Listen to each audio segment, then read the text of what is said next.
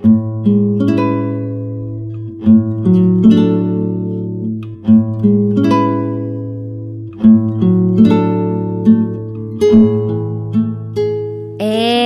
now, it's time for DJ Rocky's Secret Files. Walang araw na hindi kami nag-aaway. Wala na akong nakikitang tama na ginagawa niya. Hi, DJ Rocky. I'm one of your avid fans. Matagal ko nang gustong sumulat sa iyo. Siguro, to seek an advice. But as time goes by, sa tingin ko, wala nang ibang paraan pa kung paano ako makakaalis sa sitwasyon ko. Itago mo ko sa pangalang Carla. At ito, ang aking secret file. Back in 2005, isa akong single parent with 2 sons at masasabi kong meron akong magandang career. Actually, nagkaroon naman ako ng mga boyfriend. Pero ni isa, wala akong inuwi sa bahay. Dahil ayokong makita ng mga anak ko na may boyfriend ako. So nagka-boyfriend nga ako. Kaopisina ko siya. Dati akong admin assistant. Since bawal sa office namin ang magkaroon ng relasyon sa coworker, itinago namin yun. One day, sabi ko, mag-resign na siya. Humanap siya ng ibang work. Ayaw niya. Ako raw ang dapat mag-resign dahil madali akong makakahanap ng trabaho. And then nagkalabuan kami. And then, nagkaroon ako ng ibang boyfriend. Taga rito sa amin. Kilala siya sa lugar namin. Kasi, ang lahi nila, nasa linya ng politiko.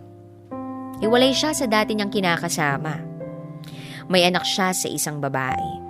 So, bigla na lang siyang pumunta sa amin at nagpakilala sa mama ko na boyfriend ko. After that, wala na akong magawa. Nagkaipitan na. Tumira siya sa amin, sa apartment ko. Then napansin ng relatives ko na may attitude daw. Tamad. Pero syempre, pinagtakpan ko. After 4 years, nagkaanak kami ng lalaki. Nagkanda utang-utang ako. Nag-resign ako sa trabaho dahil nagsiselos siya sa ex ko. Tapos ang parents niya hindi naman kami tanggap. Deadman na lang kami.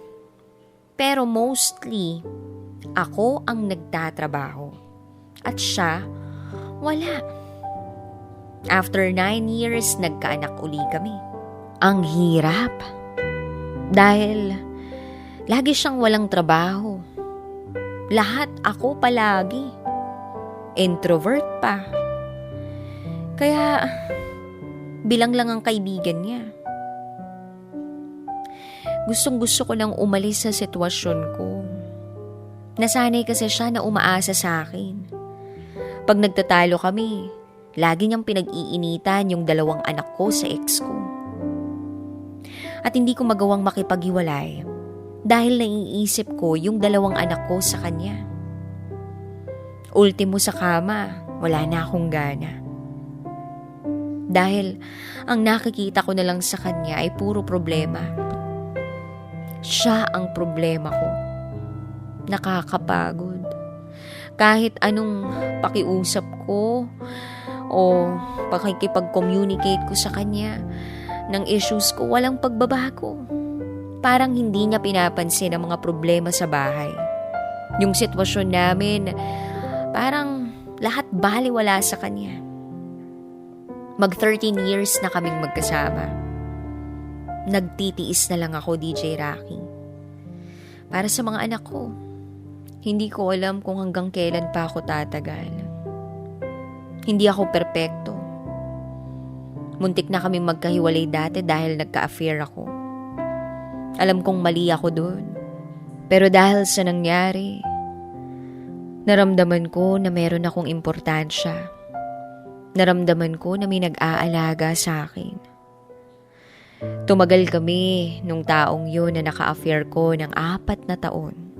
Sobrang layo na ng nararamdaman ko sa current partner ko. Gustong gusto ko nang makipag-iwalay. At hindi ko lang alam talaga kung paano. Walang araw na hindi kami nag-aaway.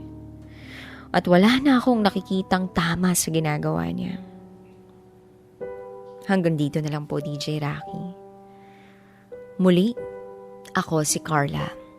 At ito ang aking secret file.